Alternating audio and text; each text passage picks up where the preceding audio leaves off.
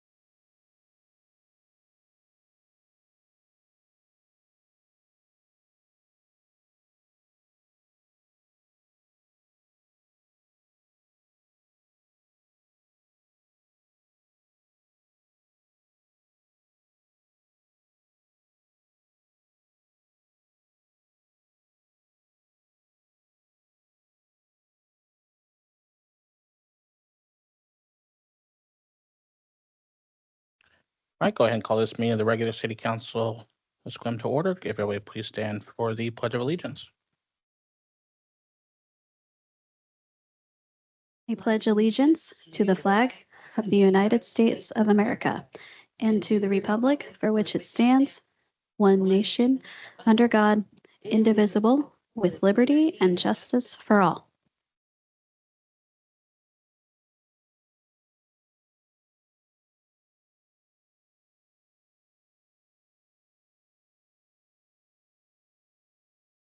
All right, I'll go ahead and read the Statement of Coexistence and Government to Government Relationship.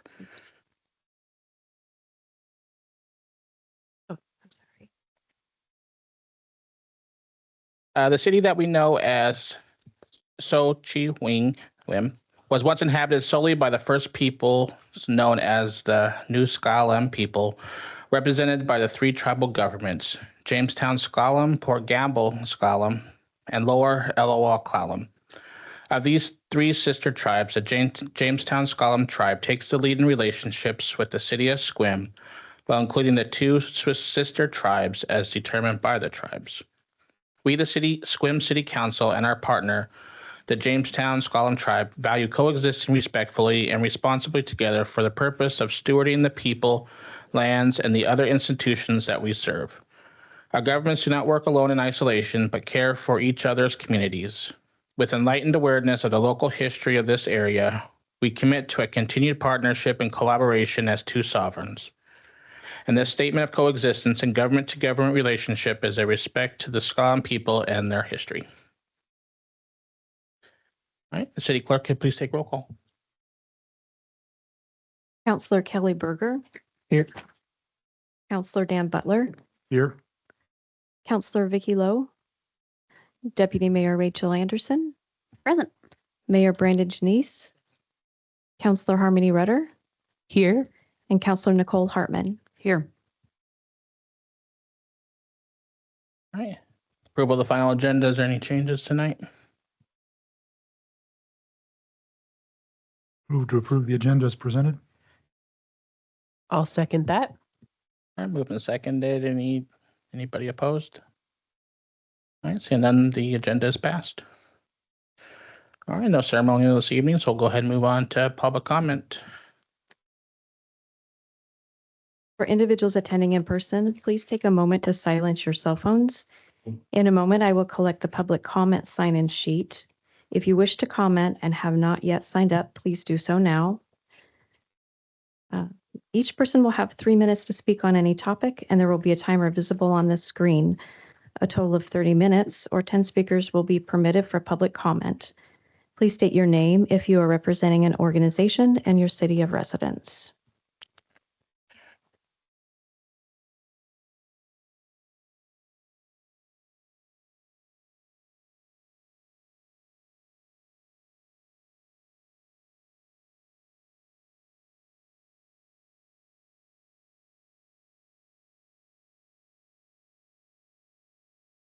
Okay, so this is a limited public forum. Individuals providing public comment must not disrupt or otherwise impede the orderly conduct of the meeting. And this is not a forum for hate speech. The city of Sequim supports the public's First Amendment right to free speech, but it does not support hate speech. And speakers are expected to be courteous and refrain from making hateful comments, sounds, or remarks. Any offensive words and conduct shared by the public do not reflect the city's values, and the city of Sequim stands firm in its commitment to being an inclusive community and rejects discrimination of any kind. City clerk.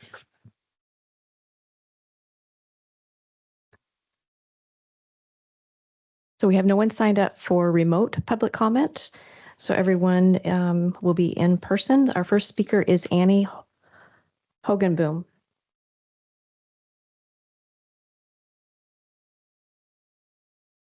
Sure. Our first speaker will be Kate Amundsen. Yes, please.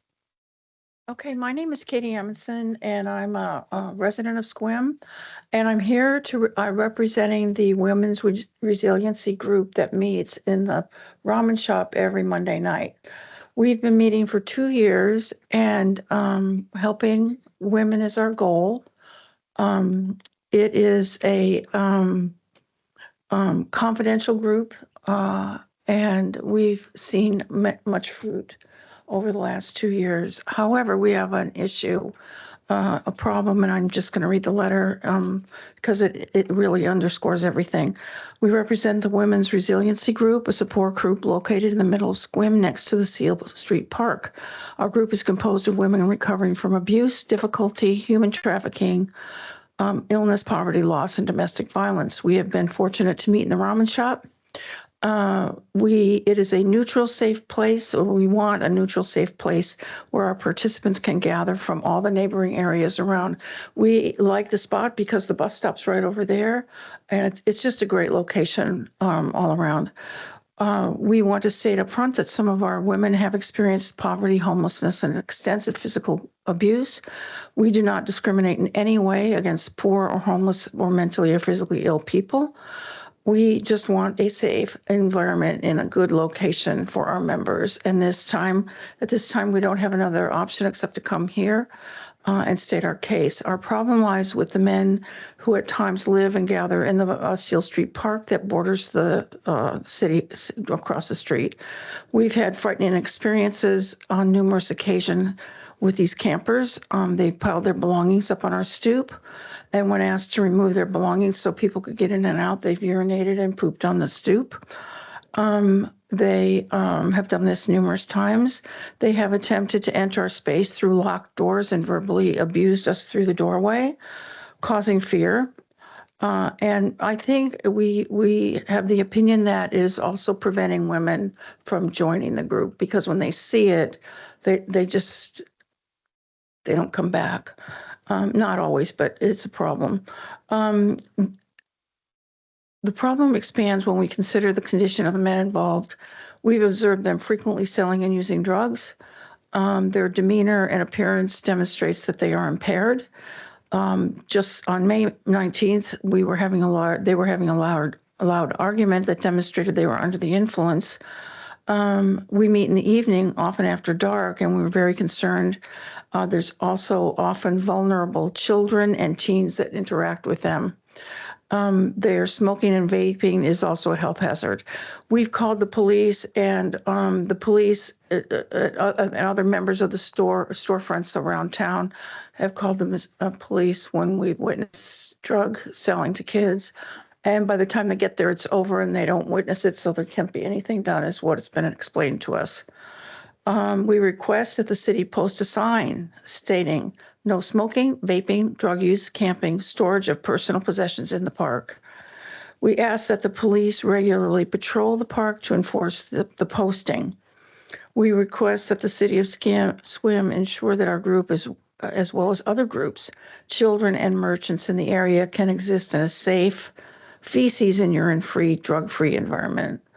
And we ask you to consider the fact that we have the support of merchants in town. We went around and got some signatures. We most certainly can get more without any problem. We have great sympathy and empathy for the homeless. However, we're also aware that these particular people who gathered there have not been willing to take advantage of the support offered to them. They've been offered personally from our where we congregate. At the church upstairs has offered jobs, volunteer work, and housing, and it's been refused. Is council okay with continuing for a couple? Okay. Is that okay? Okay, that's just stating the facts. I don't mean anything against these people at all. Many of us have been in the same situation, and we're just asking for help to meet in a safe environment. Thank you.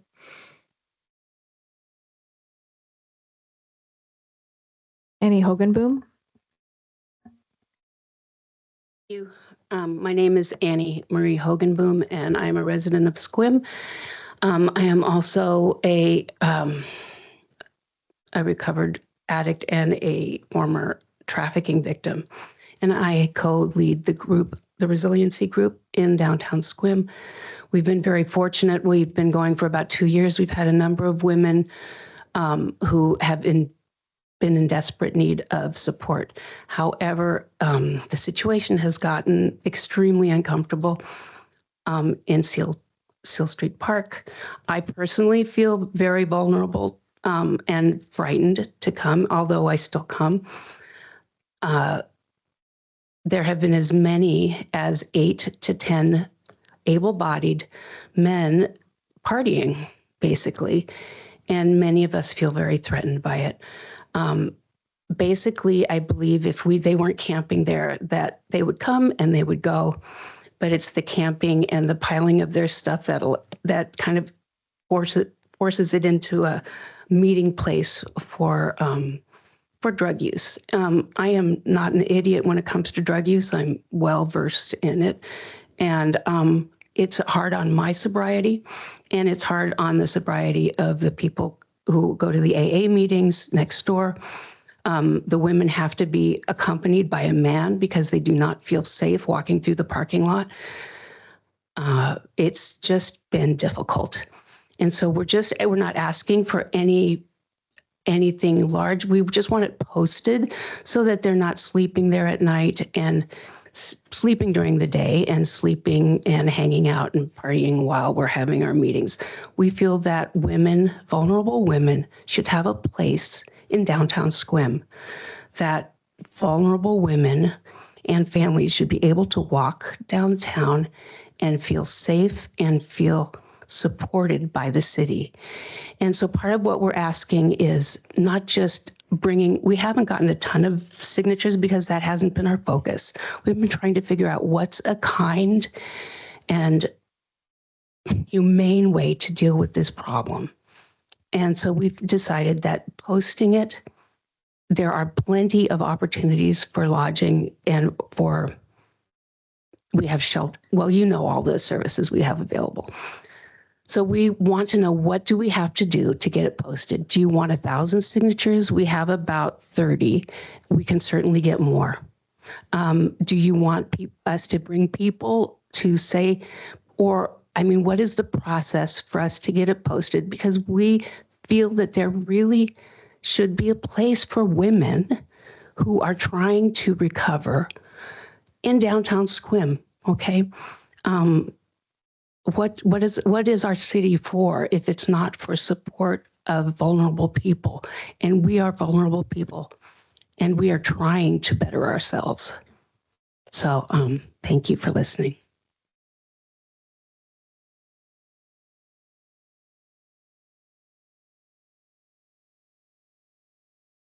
Teresa Hansen.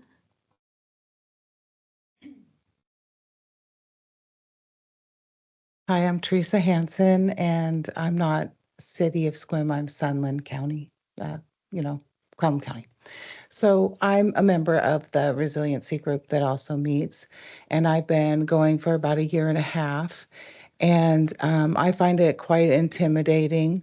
I've thought about quitting or just doing the Zoom but the in-person is so much nicer to do.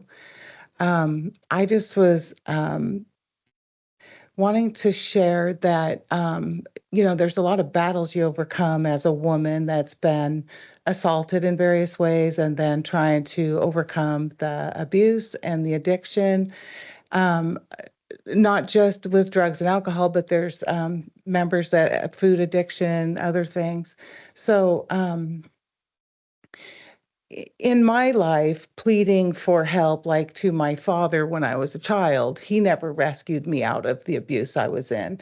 And so I did go to teachers, I did go to the police, I did go to various people for help, and it was always no results. And so I just wanted to come and see if we could overcome our negative beliefs that there's nothing ever done, we're powerless. You go to people of power and they just don't move. They just don't do it. So anyway, that's all I wanted to come to say is I would like to be able to go to this meeting and not feel scared the whole time I'm there, intimidated. We all have to wait for each other to get in each other's car and lock up and kind of lock the door and kind of help each other in and run and unlock the door and relock the door. We've had people banging at the door, wanting to use the bathroom, wanting to charge their phones, other stuff. And probably most disturbing as a survivor of assault, I recently, one of the guys that's been living there as long as I've been going to the meeting, erected a small child's little tent off the shopping cart. And there are children. I don't know where they come from, if they're homeless or what, but they've been in the alley playing at night. When I'm trying to back out, I have to look out for them. And the image for me has been very disturbing, that a man living in that park with a child's tent as a lure. Anyway, it's something that keeps me up at night. Anyway, I'm just asking in a nice, calm way, please try to help us by posting so that there can be an area of safety for us there. Thank you.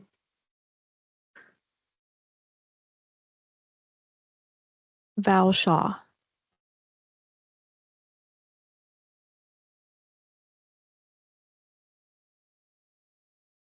I'm Val Shaw. I live at 310 South Shaw Lane, known as the Shaw Stump Farm. Last year, I brought my Olympic torch. This year, I'm bringing you a picture of SWIM from 1944. This is 13 years after my parents, grandparents, great-grandparents started the farm, and you can see there's lots of empty space here.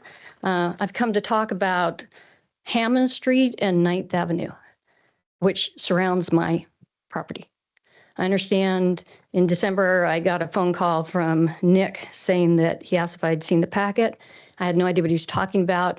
And he said, oh yeah, we want a survey on your property. And I said, why? And he gave me some reasons. And I said, no, you want to take part of my property on 9th. And he kept saying, no, there's no plans for that. And I'm like, I know there has to be, because when Costco was built, sorry, I get emotional. My father came down and tried to talk to you about being the only place on the Olympic Peninsula in which the wild orchids grew. And you kind of shushed him along and said, too bad, we're building Costco. Then when they were building, there was all kinds of problems with dust and dirt and noise. And we have pasture there and we have cattle. And it was agriculturally impactful to us. My dad went over many times and said, hey, can you please water more? You're ruining our pasture. Luckily, Jim Beckevar was the one doing the water for the city's SWIM, and he was helpful to my dad. Then I went out one day and there were survey markers in the middle of our field. And I went back to the house and I said, Dad, there's survey markers in the middle of the field. How come? And he said, I don't know. That means someone illegally trespassed onto our land and surveyed it. So I wrote Costco, and I can give you a copy of the letter. And I asked them, if you were going to expand 9th, how come you didn't do it off of your own plat? So this is the letter from them. And they responded back to me. So if you want to look at those, you can. And they told me, City SWIM signed off on everything. My understanding is the law says that if they want to expand a road for their business, it has to come off their plat, not supposed to come off of mine. And that seems to be the plan right now. I'm sorry, there wasn't enough. And so what happens is you decide to expand 9th, you're taking away 3 fences, one my dad built, one my grandpa built, and one that we had to put in after you built Costco because we had the same problem, trespassers, homeless people cutting our fence. I brought you a bag of just things I've found in the last couple of weeks in my field that people drop. Probably the best one is the glass pipe that someone threw out there. If a cow were to step on that, it would cause permanent damage. Or if they ate any of this stuff. We've had several cows die because people think it's okay. Oh, look, a fence, a farm, let me throw everything over. And they do that on a regular basis. So my concern is we have allowed, there's a 100-year-old fir tree right there on 9th. There's another fir tree, there's other trees. And when he came and surveyed, he was way out into my field and it would destroy all the brush and everything we've allowed to grow up that keeps people out, that keeps some of the same people that you're having problems with out of our property and away from the cows. And on Hammond Street, I had to have the trees cut down because of the building that was put up there. So much work and construction, and we were kind neighbors and said, sure, we'll move our fence in 10 feet for you temporarily and help you out. And now I've got things that are dying. Council okay with her continuing for resolution along? Sorry. And my concern is now it's wide open and you put heavy traffic on Hammond Street. My iconic fir trees up there that you can see in every picture you ever take of SWIM are going to come down. I can't afford to take them down. It's where the animals go. There'll be no peace. There'll be no safety. we'll have trespassers, I'll have garbage, and I'm getting hit on two sides. I'm getting hit on 9th and I'm going to get hit on Hammond. And I'm just asking that the city do something to make sure that I'm safe. The noise, it's terrible. I can tell you that since things were built over there, I can name the cars that went up and down that road before you built Costco. I knew the people's cars. It was the Burgers, the Dollies, the Adams, the Camerons. I knew their vehicles. And now within 5 minutes, there's more vehicle and noise going on up there than there ever was in a month or a month and a half. And so I have to deal with that. The animals have to deal with that. Like I say, you take stuff off of 9th, you're going to need to put things up that protect me and the animals. They use it as shade. They use it as, I saw them out there today. So I'm just asking that you keep that in mind as you make decisions. Understand that when the man came and surveyed, he didn't come when he was supposed to. I had to take personal leave days off from work to be there, which didn't make me very happy either. So I'm probably the last farm in Sequim. And slowly but surely, it's like every year I have to come back here because you're doing something else to take away my agricultural ability to survive and to keep my great-grandparents' land and my parents' land and my grandparents' land going. Thank you.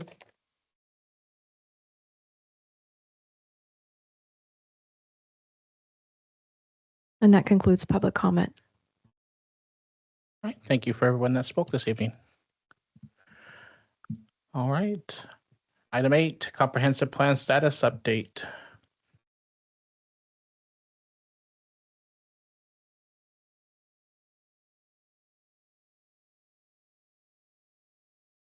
Good evening, City Council and members of the public. My name is Carla Boughton, and I am a planning consultant. I'm working on the comprehensive plan update for the City of Sequim, so it's my pleasure to be before you tonight and be your first agenda item on your business agenda to give you an update on the comprehensive plan status. And so you have in your packet the status update summary, which does go into detail about where we're at, but I do want to highlight a couple of things. As you know, your planning commission is hard at work on reviewing the comprehensive plan and the different chapters as we finish them in staff, and with staff and internal review, we're bringing them forward to the planning commission. And so to date, they have reviewed the introduction and vision. They have reviewed community character chapter, the natural environment chapter, and they coming up tomorrow is the transportation chapter, and then parks and open space and climate and resiliency will be rounding out the summer review. On page 2 of your status memo, you'll see a table that kind of gives you a quick glance on the status of the chapters. The other things of note for you is that we're very pleased to report that all the deliverables for the commerce grants were delivered on time, actually before the deadline even, and we received full payment of all the grants, which totals $325,000 from the state in support of the Comprehensive Plan and Development Regulations update. So this will be used to reimburse the city for costs that the city expended for consultant work, and there's still a little bit left to keep going and doing the reimbursement. So that was an important win and important accomplishment that the staff and myself were able to get done. We also had during the month of June, we had a solicitation for comprehensive plan amendment applications from private property owners. So this is seeking input from folks who would like to explore a different land use designation than they currently have. And so we received 11 applications for that. And you may recall from past years that these would be brought forward kind of as an annual amendment docket process. So they will be coming forward to the City Council at some point in the near future, and we'll be reaching out to each of the applicants here within 2 weeks to get that process initiated and go and underway. And finally, the last thing I want to report is Leland Consulting is the consulting firm that we have brought on to assist us with some of the technical work of the land capacity analysis. We meet with them weekly, and they are well underway on getting us updated and up to speed on our land capacity analysis, which is the basis of our housing needs assessment and how we'll be able to determine how many housing units the city can support over the 20-year planning period. They also are under contract to update or to prepare a housing and economic market study.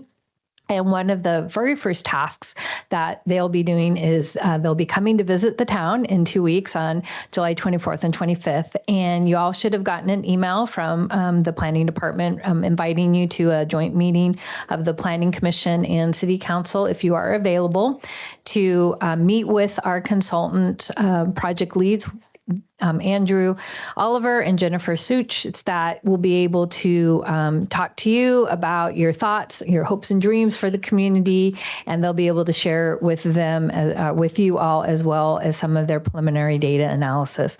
So that we're very excited about them coming, and we've been spending a lot of time getting those logistics ironed out and ready for their visit. And so with that, I will just conclude that I'll be back next month with a status update on the comprehensive plan, and happy to entertain any questions that you might have. I guess just one question, just to confirm that when we had our work plan retreat talking about everything, how well we feel about how to update the comprehensive plan, that all of that conversation was shared with the, okay. Yeah, and they'll have some more specific questions, but yes, that's a really good point, and that will be shared with them. Okay, thank you. Mm-hmm. Great, thank you. Thank you for the invite. I plan to be there, and go ahead, Vicki. I'll be there too. No. We're just chiming in, Vicki and I, that we're excited to come to the joint meeting. Okay, great. We are excited to have you guys too. Great, thank you. Brandon, I know we already approved the agenda, but I would like to address the public comments from these ladies so they don't have to sit around and wait for the rest of the meeting to hear from us. Anybody have a issue with that? Anybody? No objection. Okay. Go ahead, Vicki. Well, I don't have the power to address them, but I'm wondering if, Matt, if you have any comments or you know anything. I know that Chief Hill's not here today. Exactly. No, this is the first I've actually heard of that complaint, and so I'm highly interested. Chief Hill is out of town. John is here. I met with him this morning. So clearly, I wrote down, I'd like to get a copy of that letter that is circulating, and I'll just do my job and start to get closer to it and understand what action we can take. Well, I think did you get one? I have a copy of the letter, so I will send them out digitally to everyone. Right. Yeah, we'll have that. And thank you for producing that. That was very helpful. So, I can use the one that I have or that you provided with tonight. Thank you. Yeah, thank you, Matt, for that response. I really do also appreciate your raising the concern. It's the only way we hear about things is when people take the time to come and show up and talk to us about it. So thank you. It was a helpful presentation and impactful. And I'm very sorry for what you all have been through. And I hope we can figure out a way to help. I mean, the work you're doing is very important, and we really appreciate that you do that in our community. And so we want to make sure that there's a safe space for you. So I don't know what, the process about looking at a sign and all that.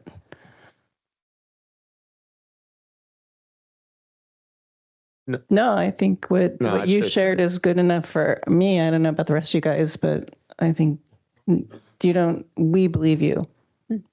Yeah, you should feel heard. Thank you for that.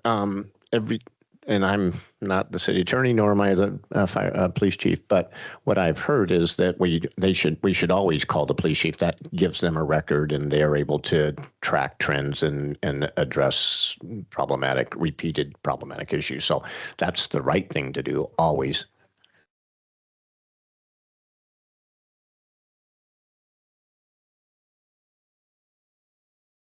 We were told that legally there's nothing they can do unless it's posted, because it's public.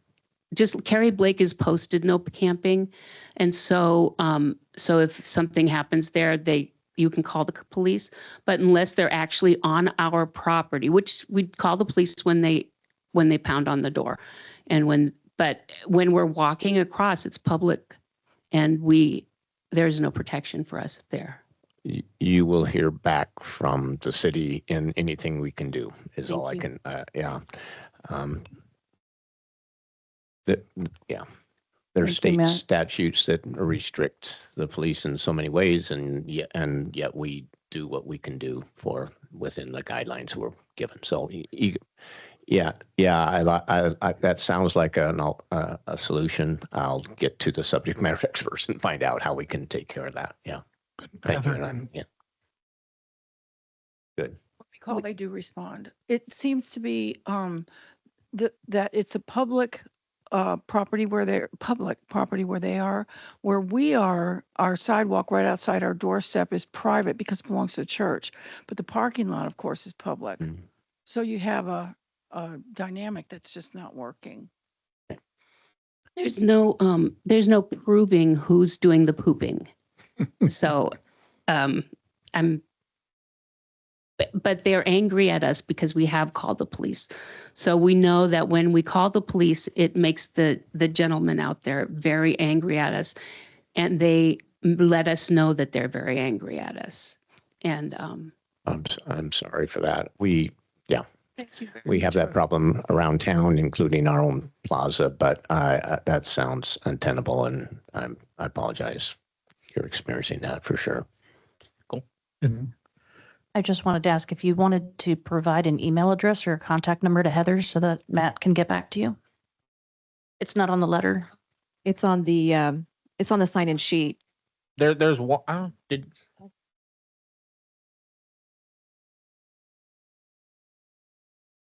Are you comfortable sharing what time the meeting is every week? Yeah. I would like to attend. we meet we meet from 6:15 to 7:30 on Monday nights. So we close the meeting to come here. Otherwise, we would have been here earlier, honestly. Thank you.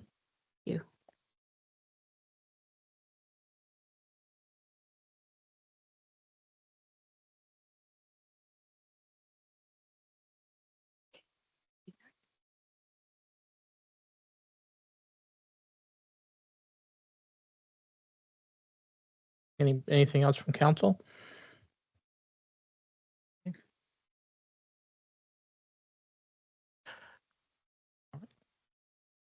ahead and move on to item 9, our public hearing this evening. Before we open the public hearing, the clerk will read the public comment instructions. Soon the mayor will open the public hearing and take comments. If you are in person and would like to provide public comment, please sign in on the public hearing sign-in sheet. No one has signed up to provide remote public comment. Comments are limited to 3 minutes. There will be a timer visible on the screen. Please avoid comments not related to the subject of the hearing, and participants will be disconnected after speaking. How much you grabs that? The public of this hearing is the Transportation Improvement Plan. I will go ahead and open the public meeting, and I will turn it over to staff at this time. Is there anybody that signed up for in-person though? No one has signed up for in-person comment. Okay.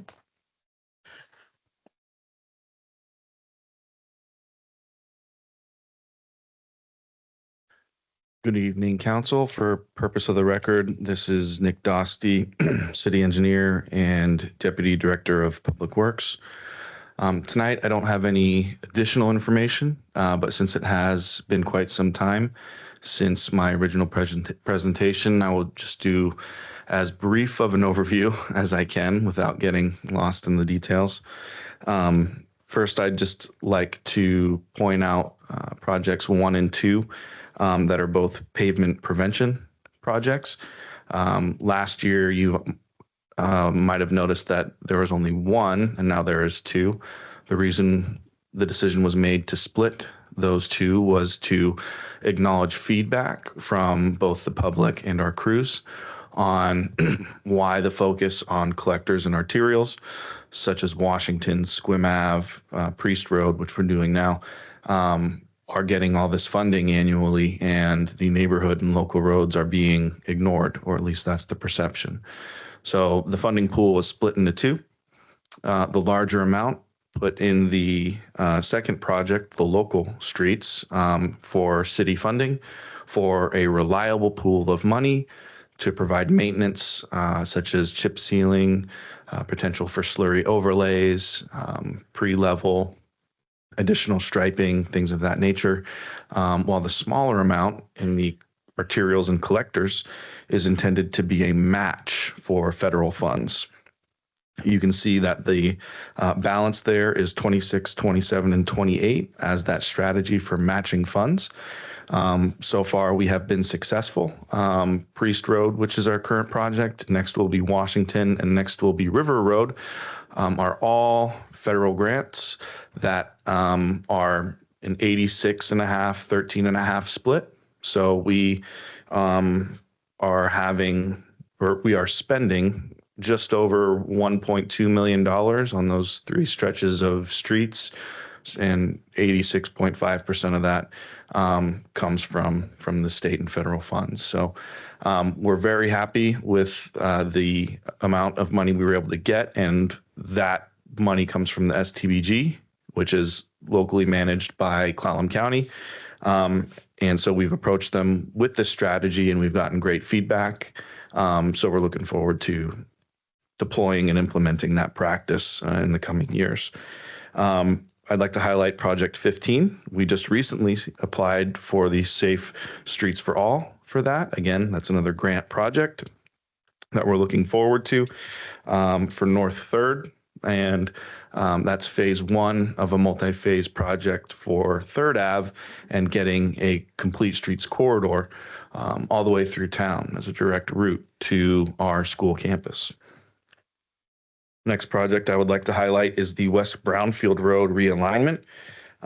We are currently in the throes of getting paperwork together for that sum of money, which is a fee in lieu, to realign and regrade the West Brownfield, which is between South Sequim Ave and South 3rd.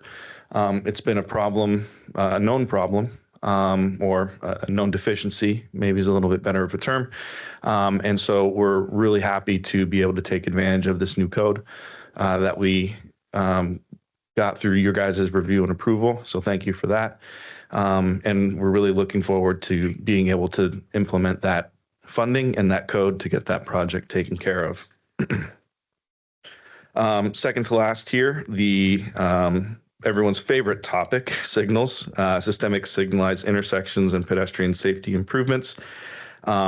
That is a 2-phased project, at least for 25 and 26, because we currently have balls up in the air for that. And that is for the improvements at Sequim 3rd and 5th, which then would allow us to provide additional channels, I guess you could say, to have things like flashing yellow opportunities, especially on 3rd and 5th when you're talking about the off-street approaches. So we're currently in the process of refining the coordination on Washington. We're at the tail end of that, which will segue very nicely into these hardware upgrades, with the second phase then being getting the actual improvements needed, like new traffic arms, more traffic heads, to be able to have those improvements to get to where we want to go. And then last but not least, Project 67 here, citywide pedestrian bike improvements. This is another effort to try to take advantage, or take as much as possible advantage of outside funds. So through the $150,000 that we had scheduled this year, we were able to take advantage of $705,000 from the Transportation Improvement Board to do 61 ADA ramps, which is the project that's going on right now along Washington. The plan is to use that same amount of money to get the same amount of match to do the same project next year to some degree. There's a little bit more stormwater involved in this project, so we might get less ADA ramps, but more stormwater improvements. But with the success of this project and the next one, we're really looking forward to working with TIB to be able to deliver projects for them and be a good, reliable source when they have money that they need to spend and send it our way. So with that, again, I tried to keep it as brief as possible, but really excited about the opportunities that we're looking to take advantage of, and more than happy to answer any questions that might have come up in these week and a half, 2 weeks since we last spoke. Thank you very much. Questions? Thanks, Nick. I always appreciate how well you put together these presentations. They're really easy to look at and track, and also a good reminder that at any one time there's almost 70 known projects just in our little city that need addressing. So to plan that all out, it's amazing. The pedestrian bike work that's going on now is observable, is great, commendable. It's also notable as you look at the chart that the creation of new asphalt paths and bike paths is on the chart, but it's out a ways. And everybody has a pet thing that they wish could be sooner, but at least we know it's on the chart. I'm scrolling up and down here. There was 23, the multi-use asphalt trail from the Olympic Discovery Trail to the waterfront. Is that like down White Feather, or what's the waterfront that's being accessed off the ODT there? And I know it's proposed for 5 years from now, so. I will have to circle that and get back to you on exactly where on the waterfront that is. Thank you. Any other questions? All right. And no one was signed up either in person or online, correct? Correct. And no one in the audience wishes to comment on this? All right, seeing none. Any council discussion?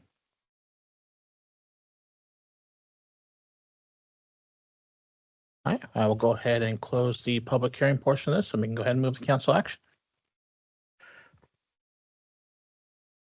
I move to waive the third touch and adopt the proposed 2026-2031 TIP and resolution that is yet to be numbered. Second. All right, moved and seconded. Any opposed? All right, seeing none, that motion will pass. Thank you, Nick. And just again, as a follow-up, I'll look into project 23 there for you. All right, consent agenda. Items on tonight's consent agenda: claim vouchers totaling $1,809,143.49. City Council meeting minutes from June 23rd, 2025, and the declaration of covenant for the Silberhorn Deep Well, a resolution. I move to approve the consent agenda. Second. All right, moved and seconded. Anyone opposed? All right, seeing none, that motion will pass. All right, general business, utility rates and general facility charges. Paul?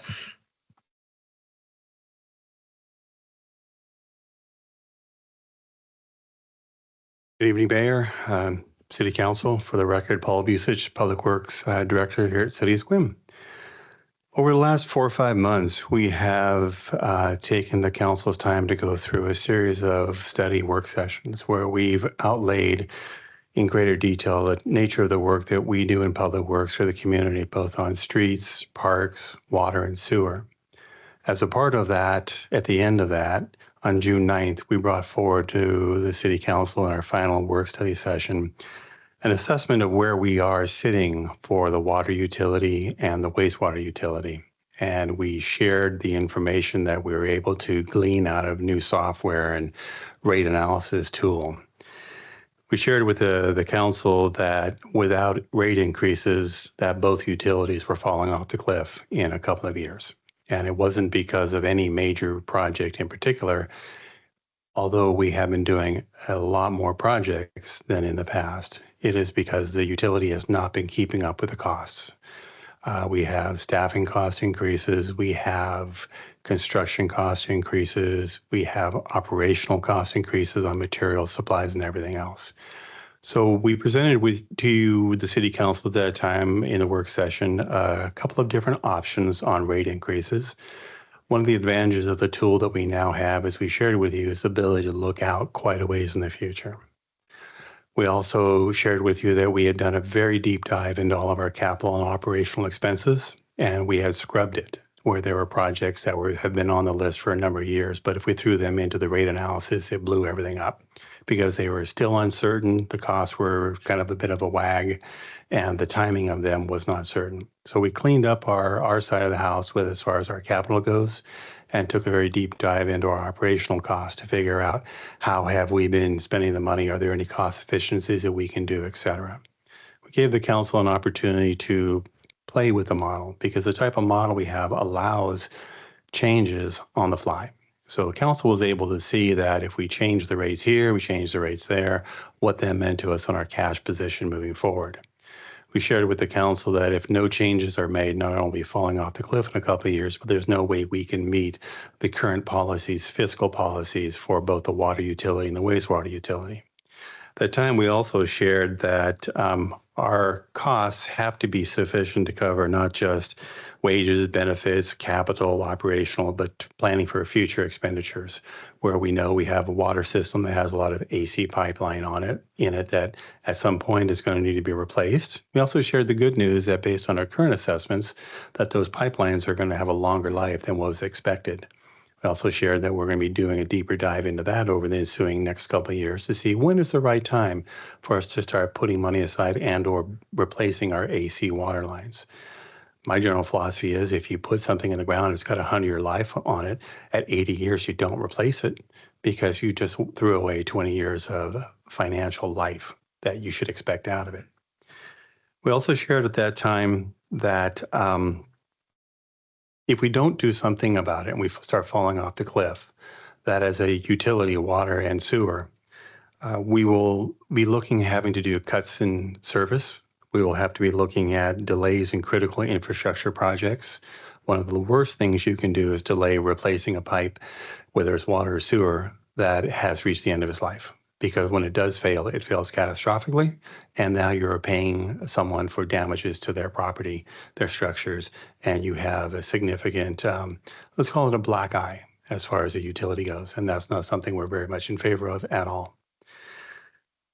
The other thing we're concerned about is if we're not keeping up, then we run the risk of falling out of compliance with state and federal regulations.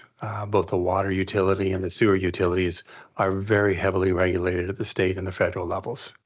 So all that being said, we presented proposed rates, draft rates to the council at the time to kind of give you a sense of where we were going and what we were looking for.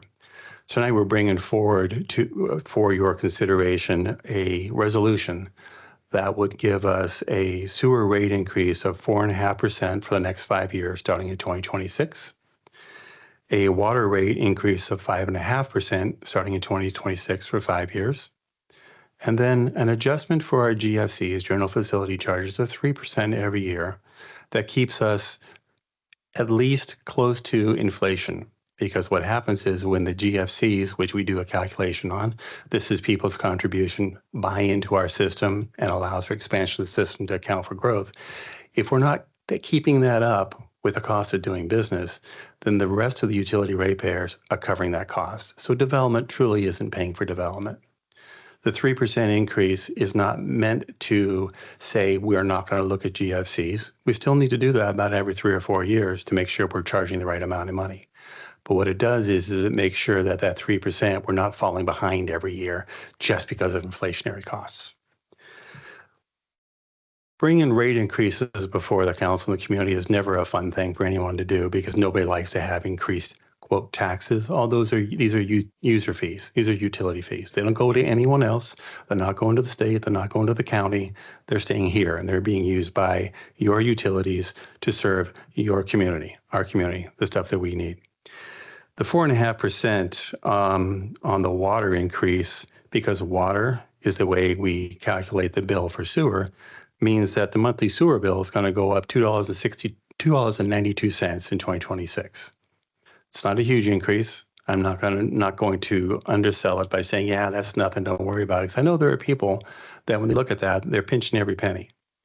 But I want to remind those individuals who, when they hear about this, is that what they are getting for their service is they're getting the ability to flush their toilets and have it handled responsibly, taken care of.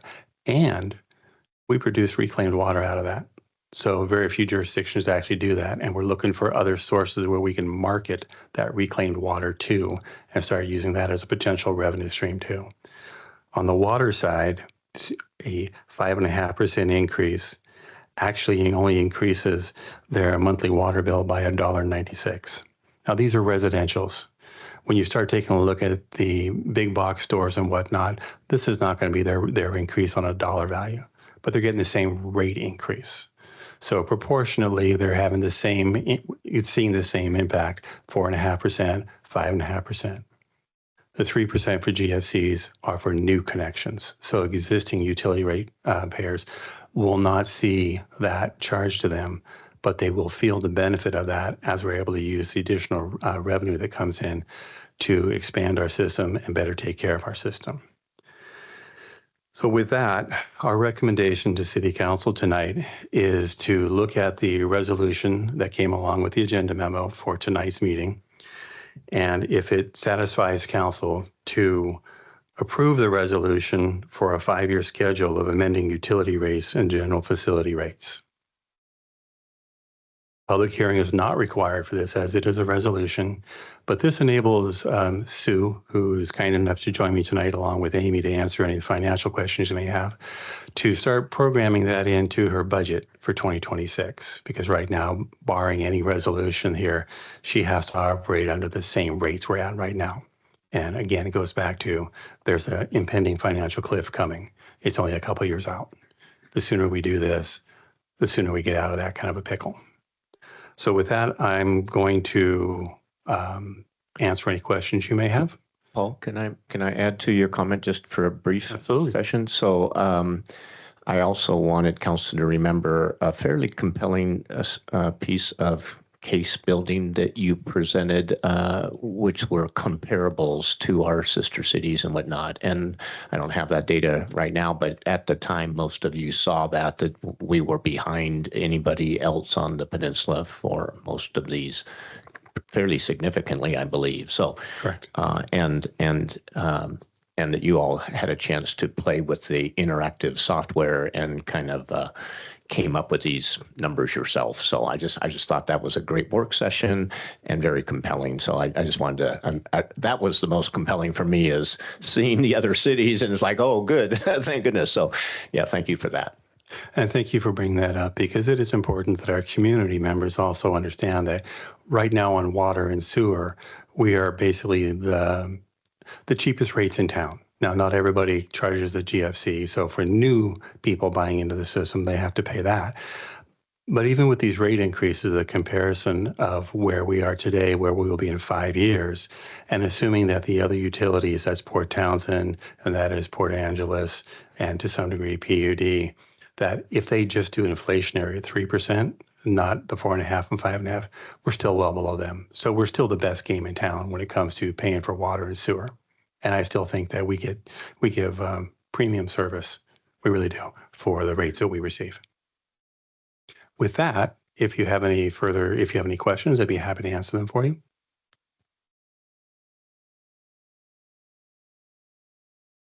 Always looking for an opportunity to affirm. So this, and I think, Matt, this is part of your initiative to bring good technology into our operations, and that it is a very impressive piece of software that's giving us this look into the future, and it's helpful so that we don't get to a point where one of our sister cities ended up falling off the cliff and suddenly everybody's looking at 25-30% increases in one go.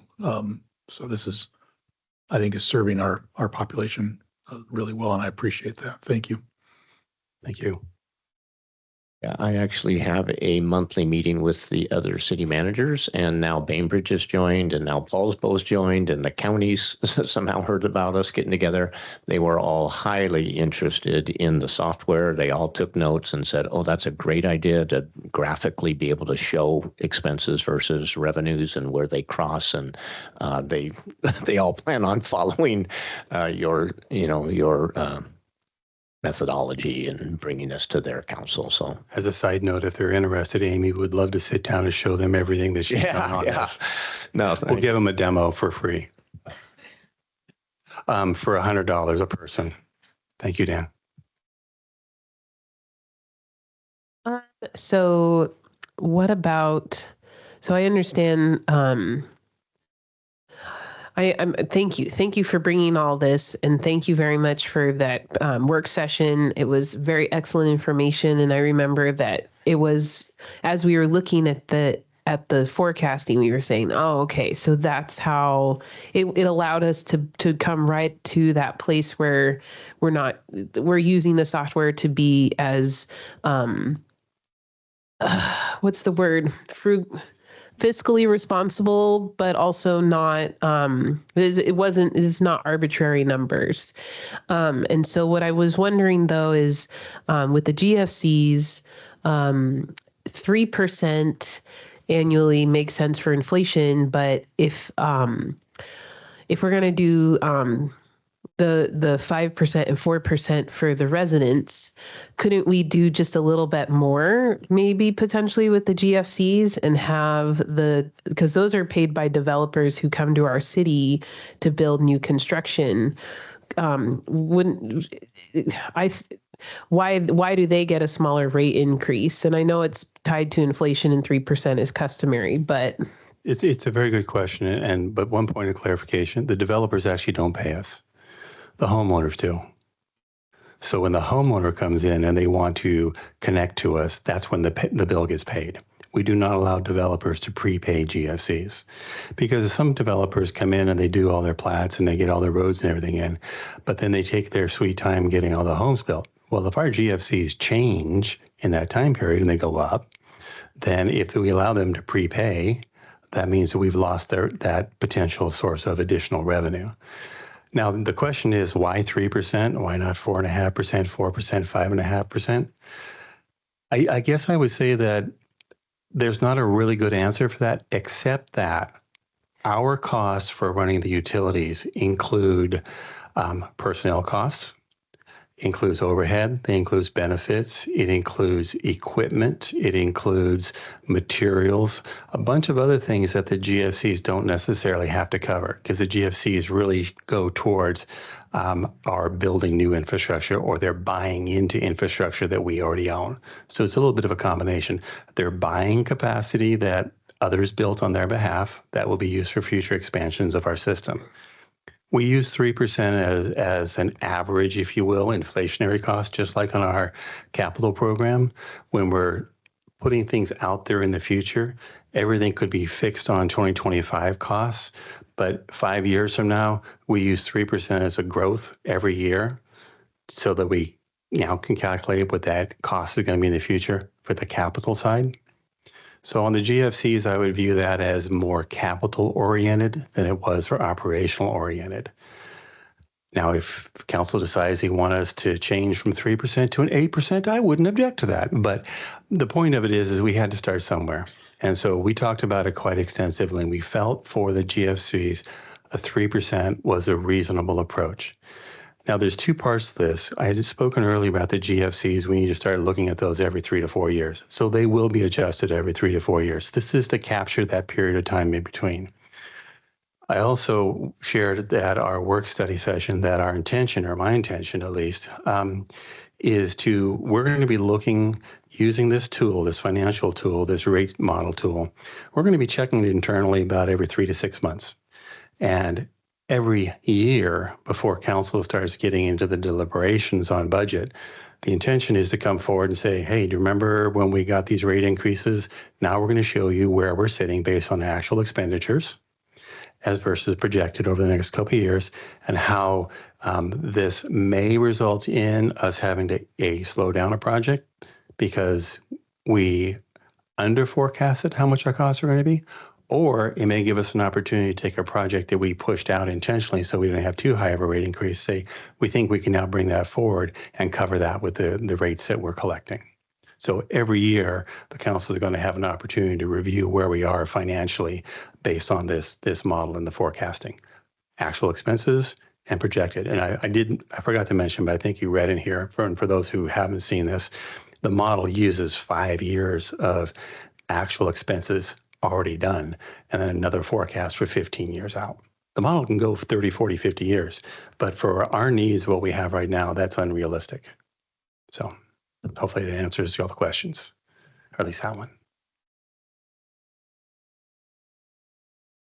I'm prepared to make a motion if there's no more questions. Brandon looks like he has a question. I've struggled with this one. This is the 8th year that I've gone through some sort of rate increase with sewer and water. So I well understand the need for the increases and what they go to, as much as I don't like them, but I don't like these numbers. They're way too high for me. You know, we sit there and talk about how well it is for the city, and the city might be sitting good year after year. But what about those in the community? I mean, we talk about, oh, it's only going to cost, $2.92 here to water, or $2 or to sewer, and $2 to water. But, those $2, $3, $4, $5, they add up year after year after year.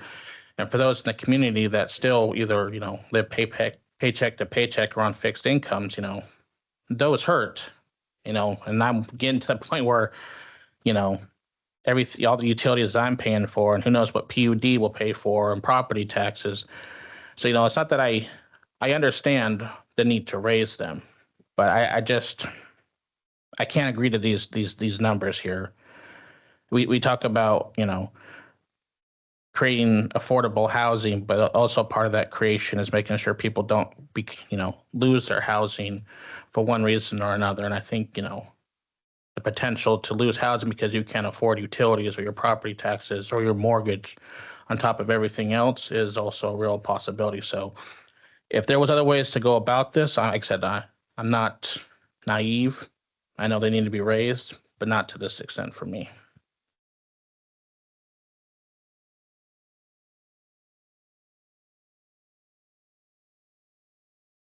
Would council like to hear from Sue on the low income discount program? That's what I was just going to ask. Do we have allowances for that? Yes, we do. Mm-hmm. And we actually made the program much easier to apply for and to be awarded a low income discount. That pretty much turns your base charges, cuts them in half. So if you normally have a utility bill that's about $95 or $100, you pay $50 if you qualify for the low income discount. The application process is easier. And we've just about doubled the number of people that were on our program a few years ago. I will mention that typically in participation in low income discount programs are a smaller proportion of the number of customers. Sometimes people just don't feel comfortable requesting that kind of assistance and help. But we are happy to offer that program and have seen it expanded over the last few years. Sue, I had asked you to be prepared at our last meeting for how many people have actually applied for the low income, and you gave me a number that was really low. It is low. It's about 55 or 60 people that have basically applied and been approved, because if you have a senior discount for property taxes, or if you have a disability discount for property taxes, you're a shoo-in. Then there's a third component if you don't have any of those exemptions, and you just have to be below 150% of the federal poverty level, which increases every year. So there's multiple criteria that can get you in the program. And I will say we're kind of handling things a little bit differently in the front office at the finance counter. We see a lot of people come in every day that, I got a delinquency bill. Can I Can I wait a week? Can I pay you in a week? Or I got a shut off. Can I pay you in a week? And when we see those types of difficulties, we just shoot them a low income discount and tell them the documents that we need. So we're much more proactive these days in terms of sort of advertising the program. We can see the hurt and the help that's needed on a daily basis when people are trying to pay their bills. So we've taken a little different tact there. I'd like to just speak to one thing that the mayor brought forward, and that is the size of the rate increases. We're just at the third year of a 3% rate increase that the council approved of. That rate increase came from consultants to be around 4% or in that neighborhood. The problem with doing lower rate increases, it just means you have a bigger rate increase you have to absorb later on. So trying to do the rate increases of a smaller nature now is better than waiting and then having to do a much larger rate increase in the future, because that's what will happen. If you're going to maintain your system at a certain level, which is what we need to do for water and sewer, these are not optional, in my opinion, water and sewer services. They are fundamental to our society. We are constantly looking for ways to optimize, to keep our costs down. We don't have a huge staff. They do a tremendous job with what they do. They have no qualms whatsoever about jumping in and helping the other departments when they need to. By departments, I really should say divisions, or water, or sewer, or parks, streets, they all help each other. And they all bill their time appropriately to the right utility and into the general fund, of course. But they're exemplary. They do work above and beyond. They're always looking for new ways of doing things. And I'm encouraging them all the time when they come to me and say, hey, we need this. I said, why do you need it? Can we do it for something less effective? And they go back and they think about it. And I've had a number of occasions where they come forward and said, I hadn't really thought about that. That's just the way we've always done it. But we dug into it and we found there are better ways of doing it. So thank you very much. I don't need the money right now. In fact, we're going to make do with what we have, and we're going to be looking really good for the next few years. So this is not, in my opinion, a request for funding that's not important. It's not necessary. So while I certainly appreciate where the mayor is coming from, and like any other person who has to pay their bill, I'm not really that thrilled about paying a higher bill. But I also do believe that this is 100% warranted in this case. And I also believe that if we don't do this, that in 3 years, someone's going to be up here telling you that we need a 6, 7, or 8% increase, or we're going to have to push out critical projects beyond their point of true risk and liability. And that's what concerns me, because nothing blows your budget faster than an emergency project that fails, and you have to go find the money somewhere. And that means you're going to push other projects out, and it's a death spiral. I've seen that, and I don't want SWIM to encounter that. So thank you for your time. I had a quick follow-up question for Sue, just regarding that low-income application process. Is it actively posted? It's actively posted. And even though our policies say you have to apply by January 15th of every year, we take applications all year long when we see people having trouble. Okay. I just want to make sure, because I do understand, though, the stigma factor of applying for something low, but I'm low income and I live in an apartment, so we don't pay water separately, but I'm low income and I'm on food stamps, and there's no shame in feeding my family. Right. So there's no shame in getting a discount to pay your water bill. Yep. Okay. Absolutely. One of the other things I'll just point out that we're doing to help people manage their utility bills is the AMI meters we invested in. We put meters in, and we're working towards the software, the front end, so people can go on and see what their water usage is, and what their water usage is directly related to the bill for the sewer.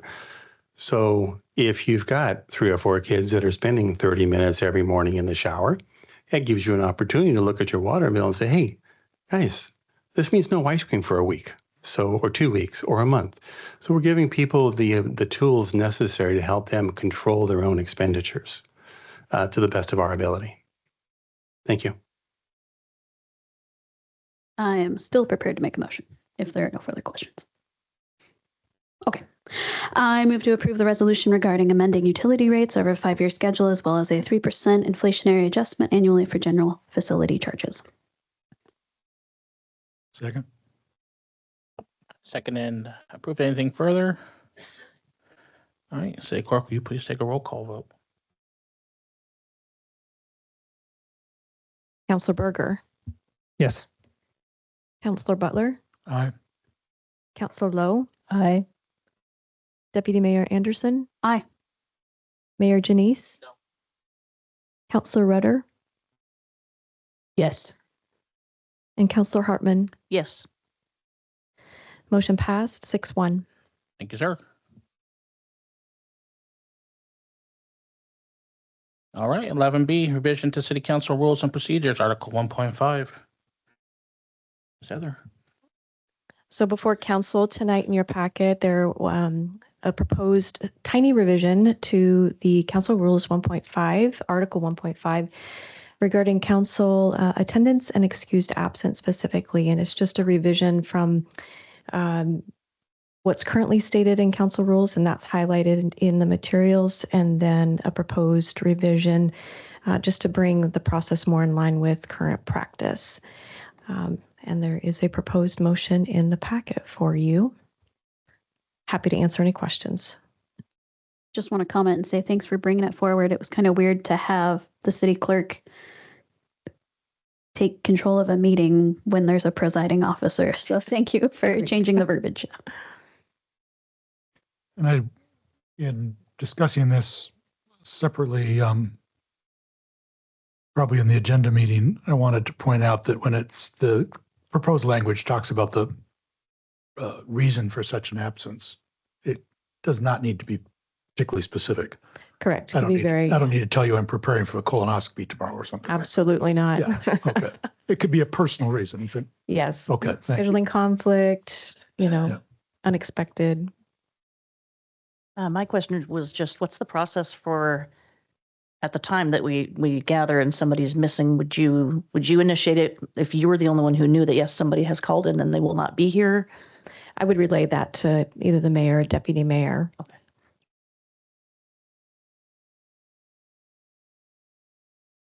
I'm prepared to make a motion. I don't see any questions. I would just say that, hold on. Yep. Thank you, Rachel. Yep. Thank you. That's why I do going once. Well, since we're having this conversation and really trying to make the or make our procedures match our current protocols, to Counselor Butler's point, I feel that the language is still not accurate because we don't state the reason for the absence. There's just,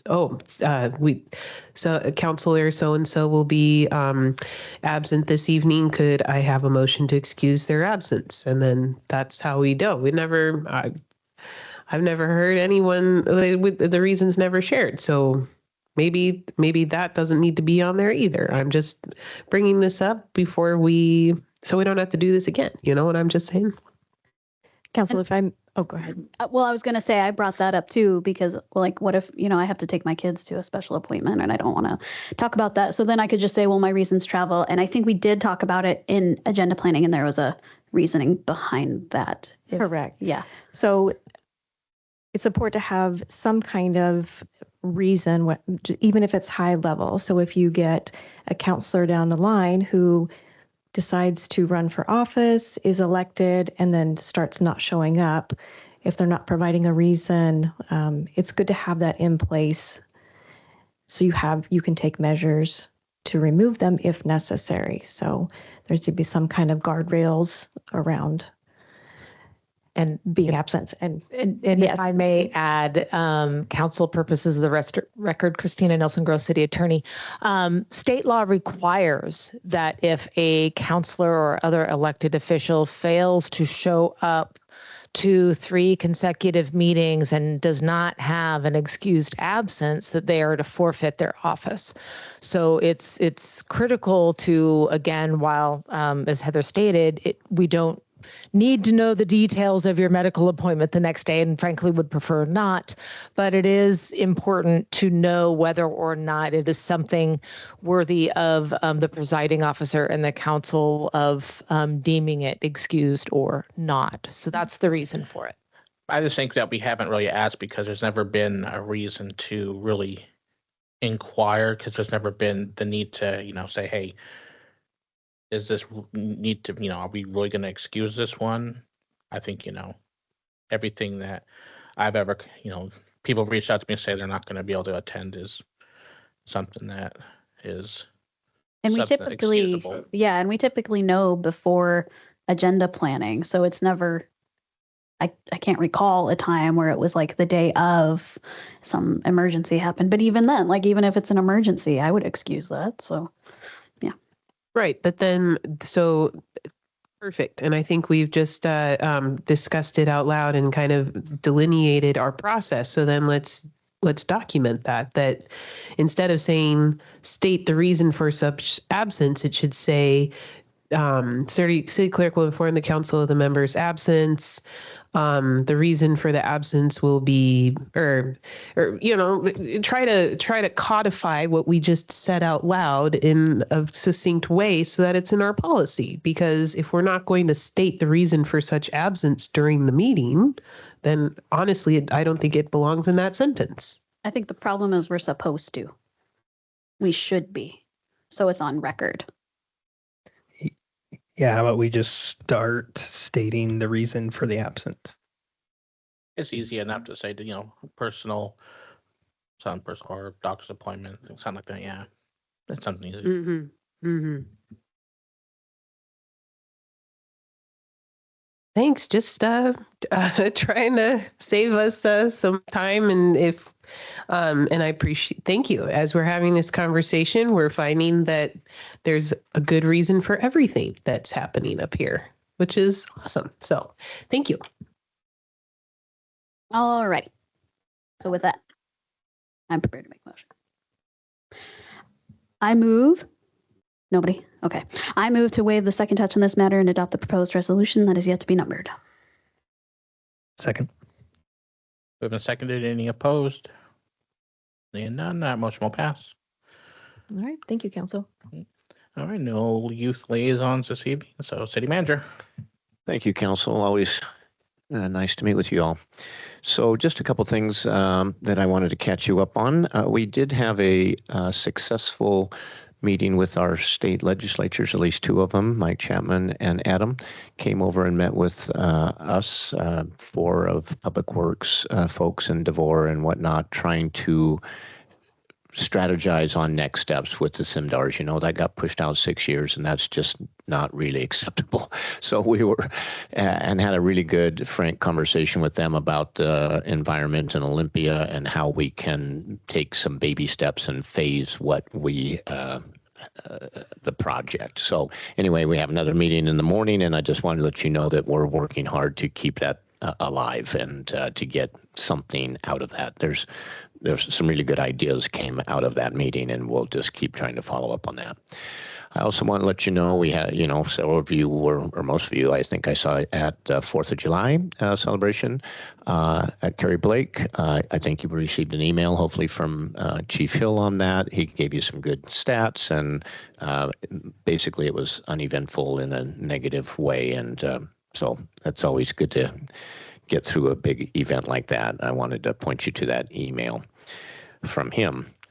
I think on where you're sitting tonight, you got a map from Barb, who will kind of get a lot of information in that. Yes, that's it. So she really wanted me to mention that to you all, that a lot of information's in there for this weekend's Lavender Festival. So you can utilize that. From the Economic Community and Economic Development Department, I wanted you to know that they are working with the county on aligning and kind of streamlining the annexation process to make sure that there's process improvement and alignment between the two, so that future developments will be able to move forward in a efficient way. From HR, we kicked off our third annual employee survey this morning, I think.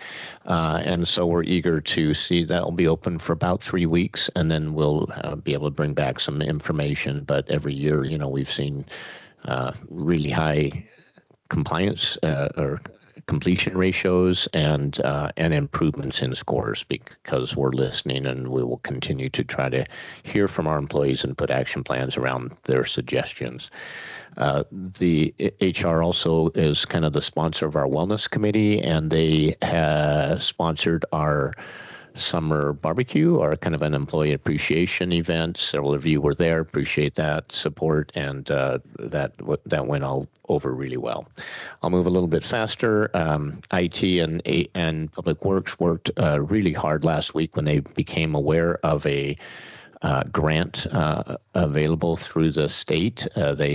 Megan, Marin, I think others worked, Oleg and others worked on a $300,000 grant for cybersecurity and whatnot. And when it was submitted, they called to confirm that it was received, and they seemed to be really supportive and excited to have heard from us. So I don't have the results on that, but by September we'll know the results of that. But they were really pleased to have received a grant proposal from us. Also, hopefully you've seen in your inbox an email from Oleg, our IT director, relative to the fish, what's it called, the fish firewall? Yeah, exactly. And 1Password. If you have any questions, I had questions, but they can answer those for you. I think the data says that 90% of cybersecurity happens inadvertently from the users just not paying attention. So both of these, they're very low cost, and they are directed specifically at the users, including you all, so that, and all of us, right? So that we will be more careful on the links we click on and how we respond. So anyway, I think that's about it. Just one last thing or so. You've probably seen the ADA ramps going in. There's 61 ADA ramps going in around the city. So if you hear from your constituents, that will be taking place over the next 6 weeks. Very active, great thing. We also heard from the State Recreation and Conservation Office that we received a $500,000 grant award for the Margaret Kerner Playground. And finally, Parks was thrilled to know, as you probably know, they initiated an app for kids this summer called Agents of Discovery.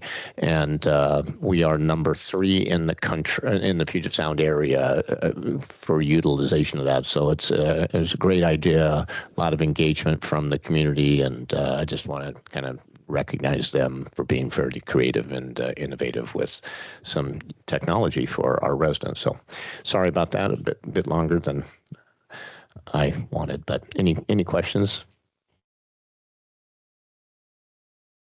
No, I'm not going to talk about the Eagles.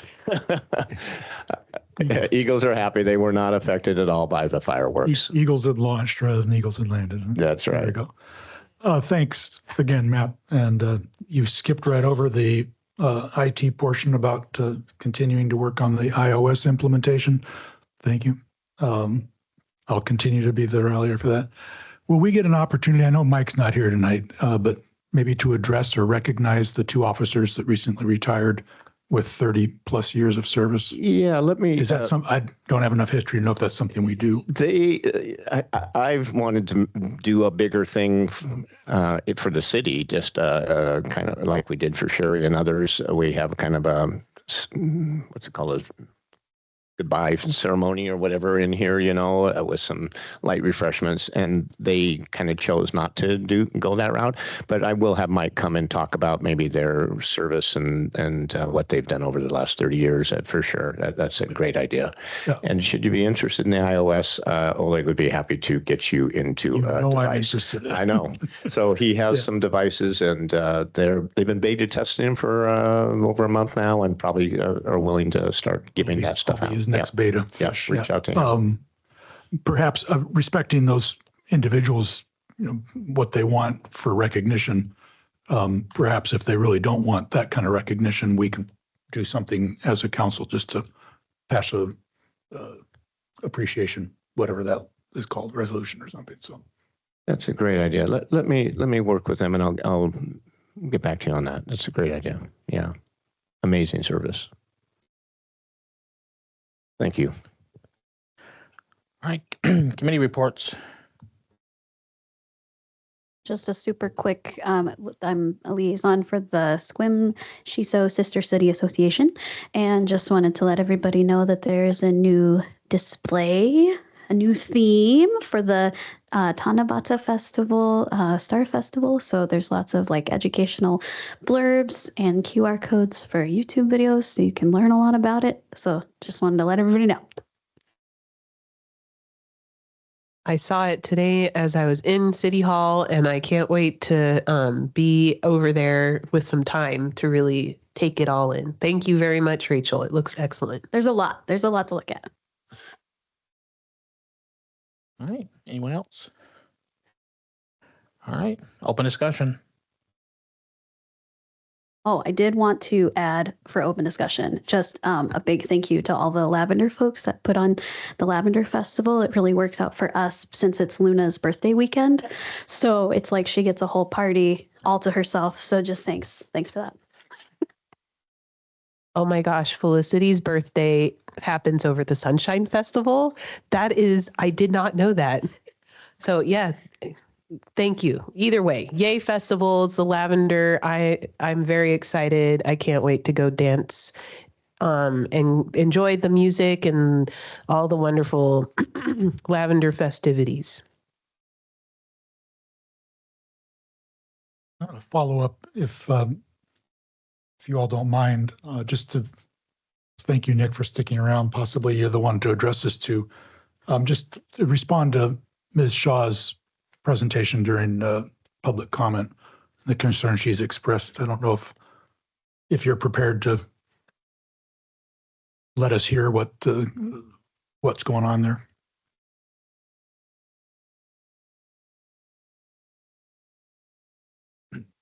Yes, good evening. I can say I'm not prepared, but what I can do is provide the information that I know for sure off the top of my head. There's some notes I have to look into. So what I can confirm is that a surveyor was out there, utilized through our on-call contract, to take a topographic and utility locate survey. I believe there might be some confusion on what the city is looking to pursue and what was done for Costco. I will have to verify this, but our surveyor should not have located or placed any stakes or lathing. That was not the intent of their survey. I don't believe. So I'll have to verify that. If they were to put down any lathing or staking, it would have been to mark an existing condition. So in Ms. Shaw's presentation, she mentioned staking and lathing on her property, and I think that was more than likely related to the Costco project. But again, I have notes to verify exactly what activity was done and not done by the contracted surveyor on behalf of the city.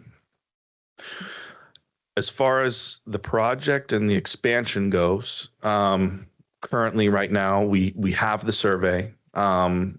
Nothing has been acted on. No design work has even been done because we have so much construction going on.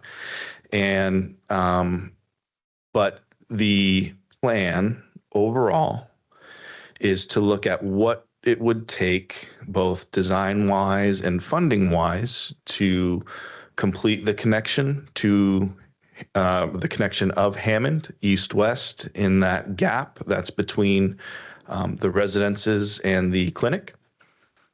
At this time, I don't believe there's any expansion north of Hammond that would be required.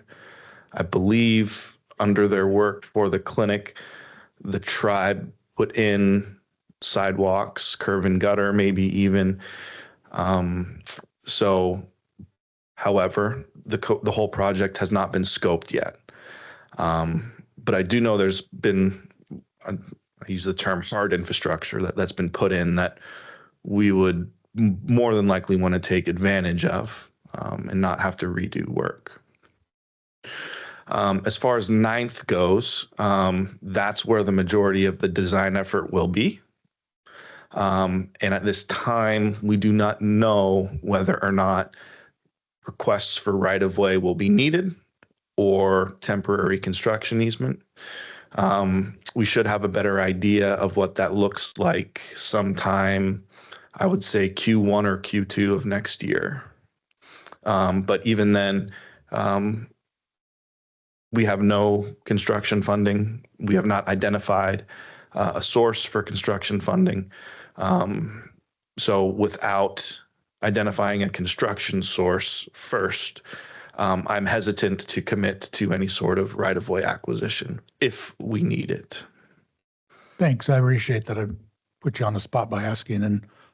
And clearly she has a history, at least perceived history, of not being heard. And I appreciate the fact that you've demonstrated that she's been heard and being responded to. That's great. Thank you.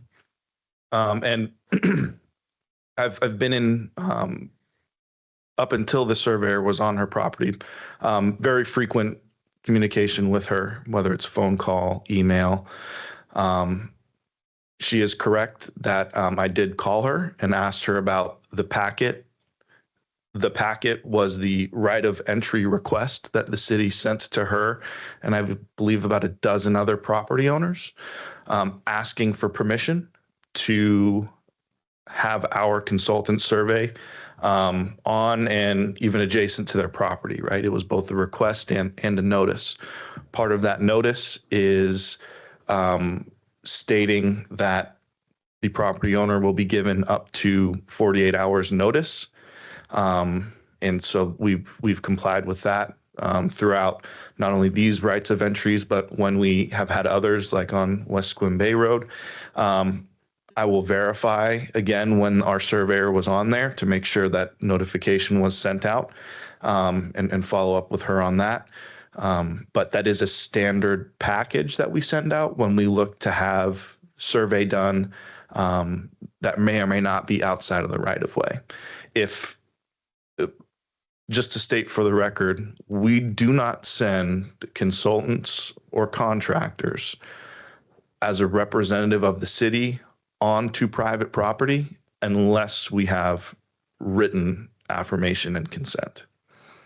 So that's very important, especially at the start of a project, to make sure that property owners are on board with any planning activity. So I just wanted to reinforce that with this opportunity speaking with you tonight.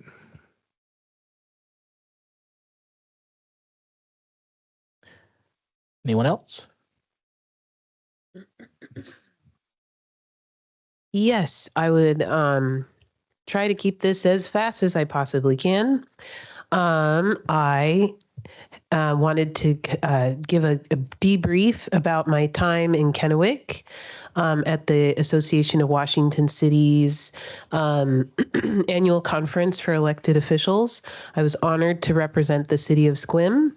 It was an amazing time. The sessions and the presenters were incredible. I learned a lot.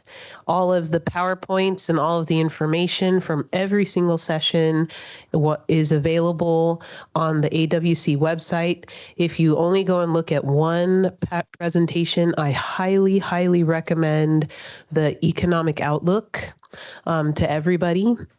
They hired someone named Mr. Mefford, who gave an incredible presentation. I could even say what his name is. Well, now I'm going to fuss with the paperwork here. Okay. No, I'm just going to keep going. either way. It was amazing. So go check out the economic outlook piece. The gentleman's last name is Mefford. And I also brought you, so it's a conference, right? There's an exhibition hall. I brought you little Post-it notes. There was a lot, but I was like, y'all would probably really appreciate this. And so it's this little Post-it note packet from Verdantas with, which was really lovely. And the cover is, you can plant it outside and it grows poppies. There's also some other cool things like the AWC playing card deck, which Squim is inside. We're the 9 of diamonds and Port Angeles is the king of spades. Anyways, all fun stuff aside, while I was there, the annual meeting of AWC happened. It was great. There's a new board. Fred Brink of Richland is now the AWC president. Amy Okerlander made all her goodbyes. Another highlight for me while I was there was a tour that was organized by AWC of the Hanford site. Hanford being the place where the plutonium and uranium and nuclear content was created. It was a very sobering experience. And the data point that just blew me away was the first person we met on the tour was the site manager for the Hanford operation with the U.S. Department of Energy. And he shared that if Hanford site was fully funded, they would finish processing all of the wastewater, all the contaminated soil, and clean up all the groundwater in 61 years from today. And the last time that they processed plutonium or created plutonium was in 1987, and 75% of all the plutonium that was ever created in the U.S. was made at Hanford, north of Kennewick. So I was just like, wow. It was a mind-blowing tour, an incredible engineering. It's a construction zone now, so they're doing all this construction to contain all the radioactive leakage that happened under one of the buildings, and then they're going to vitrify it, which means they're going to mix it with molten glass and put it in capsules. I mean, like, it was incredible. I was really floored. So that was a big highlight. And then just to let y'all know, the peninsula was well represented. I was honored to be there on behalf of SQUIM. As I introduced myself out and around and people saw, oh, SQUIM, Sue was cited 3 times. They were like, I love Sue. Your finance director is so awesome. She helps me. She's so friendly. I can send her an email. She responds. So go Sue. And I've already shared this with her, but I just wanted to toot that horn again. And then Navarra. So in addition to myself from the peninsula, there was Navarra Carr and Drew Schwab and Lindsay Schroman-Warren, counselors from Port Angeles, and then Amy Howard, Owen Rowe, and Neil Nelson from Port Townsend were also there. And we were having a good time just being like, yeah. And actually our team won at the trivia night party. We were called the Real Peninsula. We're being ridiculous. I'm sorry. Anyways, it was an incredible experience. I got to meet Anne McFarlane in person and shake her hand, and she brought all her dinosaurs and talked about Jurassic Parliament. And it was an amazing experience. Like I said, honored to have been there, learned a ton. And if you have more questions and would like to hear me geek out more about it, let's go out to coffee sometime. Either way, thank you. Like I said, tried to keep it as short as I could, but thanks. And all the AWC stuff, there's lots. I'll put it up in this council office. So if you want to look at it. Thank you for representing us. Anyone else? All right. Next agenda meeting will be the 22nd of July at 2 p.m. Anybody like to attend? If you'd like to, just reach out to Heather. Next regular council meeting will be the 28th at 6 o'clock. And I would like to jump back into playing round robin on presiding officer. So if somebody that has not done it would like to do it. Harmony. Okay. Fine. Sure. I'll try it out. All right, Harmony's going to be presiding officer for that meeting. Make sure it's stacked with as much you can. Yeah. Brandon, for whatever reason, I've got a work session on my calendar for the 28th. Is that?